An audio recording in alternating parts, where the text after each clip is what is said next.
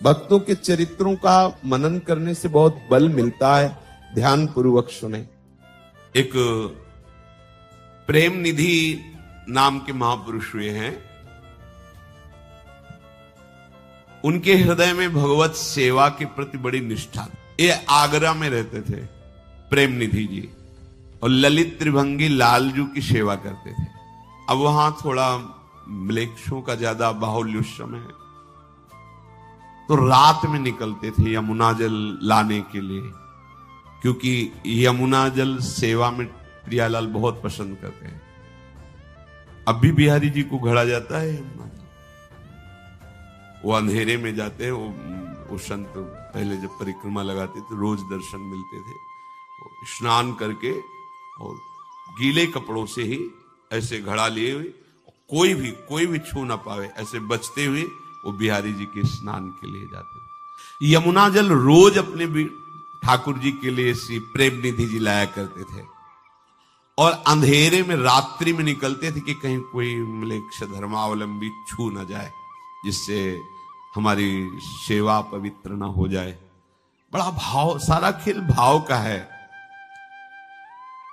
अब रात भर वर्षा, जैसे वर्षा के दिनों में, और बिजली कड़क रही है, बादल छाए हुए हैं, पैर रखने की भी जगह नहीं दिखाई दे रही, और कोई पक्के मार्ग होते नहीं थे, रज के मार्ग थे, तो खूब कीचड़ हो गया था यमुना जी तक।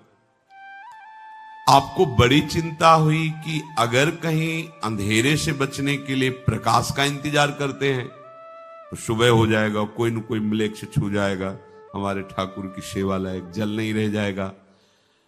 अंधेरे में जाए तो कुछ दिखाई ही नहीं दे रहा कि किधर जाऊं। और पहले आधुनिक जैसे टार्च ये सब ये नहीं होते थे।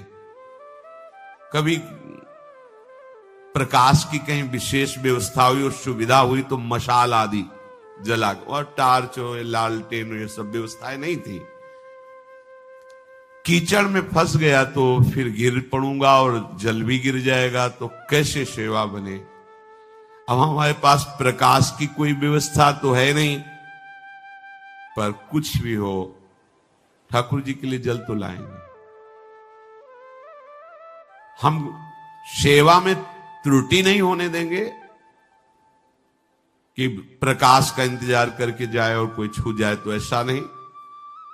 आप बाहर निकले दरवाजे के, हिम्मत की, आप कुछ भी हो, समय हो रहा है। हमने संतों को देखा है, जैसे शैनपुर में रहते थे, संतों को देखा है कि अगर वो 2 बजे उठते हैं तो स्वास्थ्य ठीक ना हो तो बात नहीं तो ठीक 2 बजे वो लघु शंका के लिए निकले, बाहर आसन में बैठे, ठीक 4 बजे गंगा जी में खड़े हो गए। मतलब सालों की दिनचर्या, 1 मिनट की दिनचर्या में फर्क नहीं। गुरुदेव भगवान की जो दिनचर्या है, 10 वर्ष तो नजदीक रह करके कृपा की उन्होंने, एक दिनचर्या है, 12 महीना एक दिनचर्या है। आप अभी देख, घड़ी मिला के देख लीजिए, एक दिनचर्या है। हम लोगों का कभी ऐसा कभी ऐसा, कभी नहीं। साधु का एक नियम होता है, उपासक का एक नियम होता है, भक्ति की एक दिनचर्या होती है। किसी दिन अष्टपहर सेवा, किसी दिन दोपहर सेवा, किसी 2 दिन सेवा नहीं, ऐसा नहीं। किसी दिन 20 माला, किसी दिन 50 माला, किसी दिन 1 भी माला नहीं, 5-5 दिन नहीं, ऐसे नहीं। भजन ऐसे सिद्ध नहीं होता, भगवत साक्षात्कार ऐसे नहीं होता। अब बाहर निकले, घोर अंधकार, बिजली कड़क रही है और वर्षा हुई है, सब कीचड़मयी भूमि, अंधेरा, दिखाई नहीं दे रहा किधर जाऊं। दरवाजे के बाहर निकले तो रास्ते में देखा एक मशाल लिए हुए 14-15 वर्ष का बालक खड़ा हुआ है, लाल रंग की पाग बांधे, लाल रंग पाग जाल बांधी अनुराग तापे, जोरदार तुर्रा रुरे बनक विशाल है, झंगा झूमदार झल झल के फेटा, जूती जरद लपेटा गरे, गेरे गुंज माल है, चमकत है चूरा चारू चंचला से चौहू कौंद, ऊंचो कियो बाहु, तामे अमल मशाल है। मंद मंद बाल आगे, आगे चलो जात लोल, भक्त प्रणत पाल, करी करत निहाल है। देखा कि दरवाजे के कुछ कदम आगे एक बालक खड़ा है, उसकी बाजूबंद आदि प्रकाशित हो रहे हैं, लाल पाग है, कुंडल है, गुंजा की माला है और नीचे पीतांबर की फेट बांधे हुए ऐसे मशाल लिए।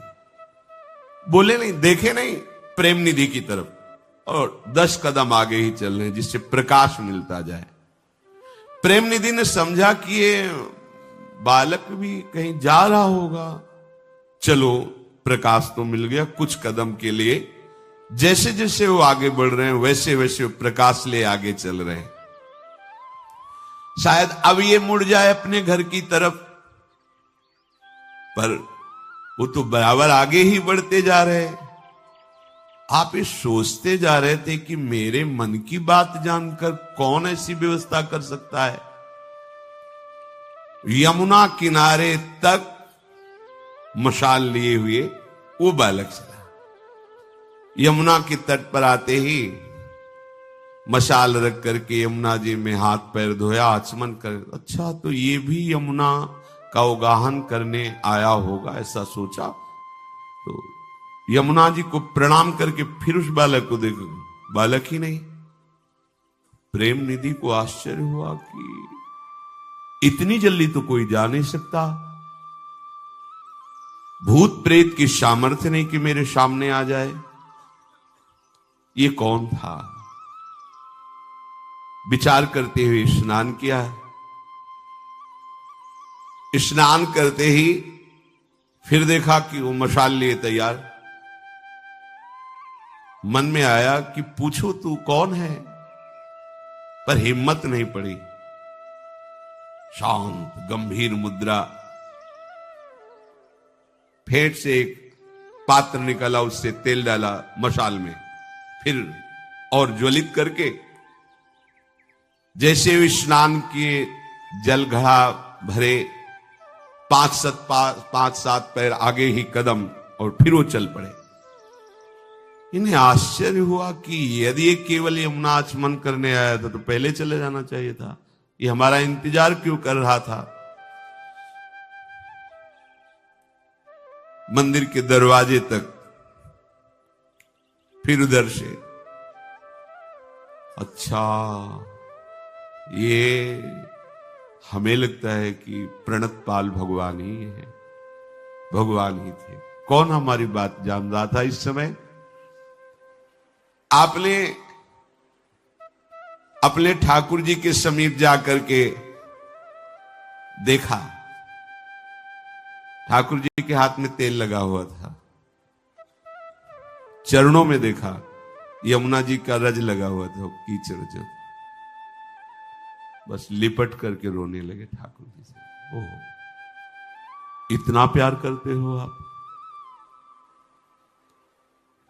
भगवान बोले कि देखो तुम मेरी अनेक प्रकार से सेवा करते हो, मैं ताकता रहता हूं कि कब तुम्हारी सेवा करने का अवसर मिले। मेरे प्रभु का स्वभाव देख लीजिए। ठाकुर जी से लिपट के रो रहे तो ठाकुर जी उनसे लिपट के रो रहे। ये प्यार किसको मिलता है? भक्तों को मिलता है जो प्रभु से प्रेम करते। ये मूढ़ लोग नहीं जानते प्रभु को।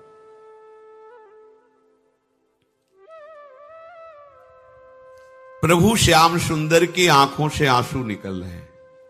देखो, भक्त लिपट के रो रहा है, भगवान के आंसू चल रहे हैं, क्योंकि प्रीति की रीति रंगीलो ही जाने। प्रेम की ऐसी छकन अवस्था।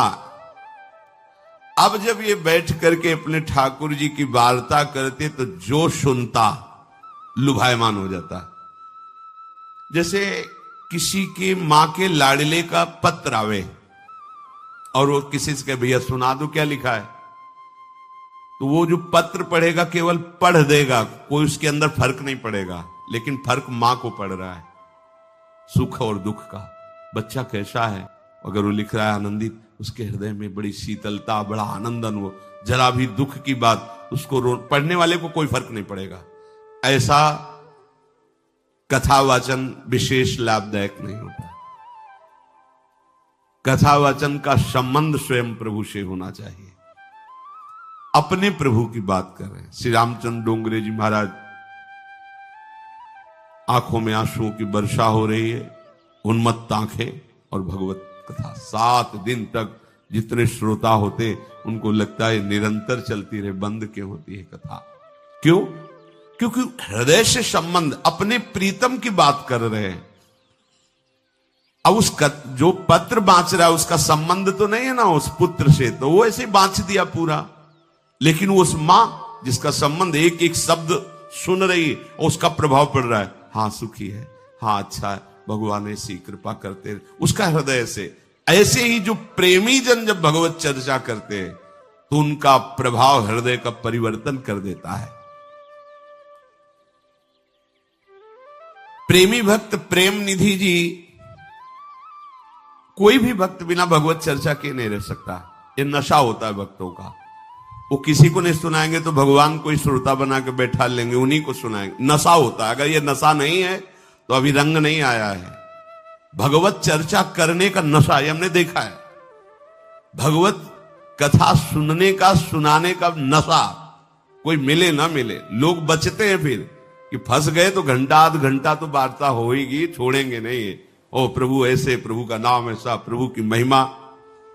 जब ये कथा कहते तो श्रोताओं को ऐसा लगता कि मेरा मन उसी में डूब रहा है, उसी लीला में डूब रहा है, प्रभु के रूप में डूब रहा है।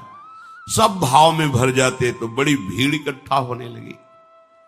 तो जो दुष्ट लोग होते हैं, ये बहुत गरिष्ठ पदार्थ है कथा। एसिडिटी हो जाती, जिनके लीवर कमजोर होते हैं, खट्टी डकारे, एसिडिटी, हजम नहीं, छाती में जलन। जब ये यश कीर्ति बढ़ती तो बहुतों को एसिडिटी हो जाती है, छाती में जलन होने लगती है। अब उस छाती की जलन को बुझाने के लिए कथावाचक और कथा की भीड़ को हटाने के लिए हर उपाय करते हैं। उनको ये पता नहीं कि भगवान का महामंगल मूड में पावन चरित्र, उनकी महिमा, उनके सिद्धांतों का वर्णन जगत मंगल के लिए होता है। इसमें विघ्न डालने का मतलब लाखों जीवों के सतमार्ग पर विघ्न डालना। तो तुम्हारी दुर्दशा क्या होगी? एक वैष्णव को विघ्न डाल दो तो तुम्हें नरक मिलेगा। फिर लाखों लोग जिनकी बातों से मंगल में प्रभु की स्मृति में डूबना चाहते हैं, उनमें विघ्न पड़ जाएगा तो तुम्हारे पुरखे भी जो होंगे ना, पितर, वो भी नरक चले जाएंगे। ईर्ष्यावश कुछ लोगों ने संगोष्ठी बनाई। अब कौन सा पॉइंट रखा जाए? जैसे अपने लोग सोचते हैं ना, अब कौन सा पॉइंट रखा जाए जिससे इनकी भजन में रुचि हो, ऐसे अब कौन सा पॉइंट रखा जाए जिससे इनके भजन में बाधा हो। तो बादशाह के पास 20-25 लोग मिलके गए और उन्होंने कहा कि देखो, हम शास्त्रों का रहस्य जानते हैं और आप यहाँ के बादशाह हैं। अब आपके राज्य में दुर्भिक्ष पैदा हो जाएगा, महामारी पैदा हो जाएगी, क्योंकि बड़ा अधर्म हो रहा है।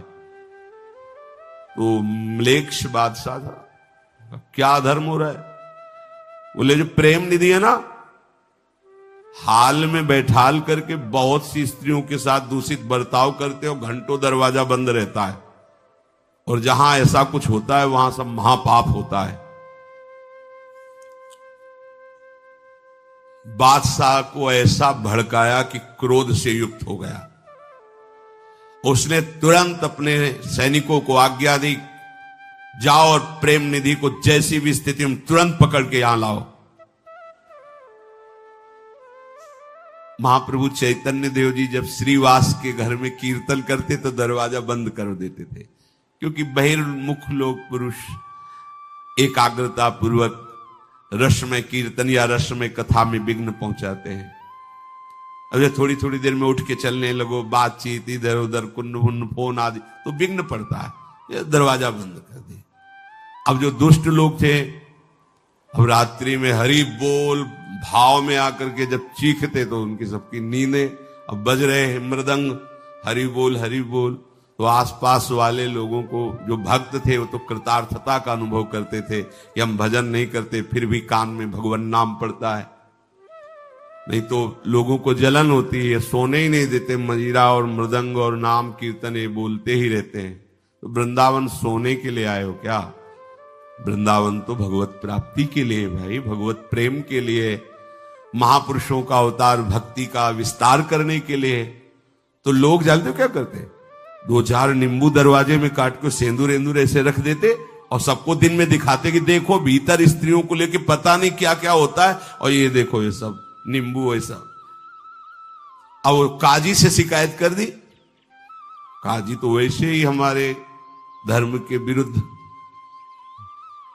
उन्होंने फौज जाएगी और सब कीर्तनकारी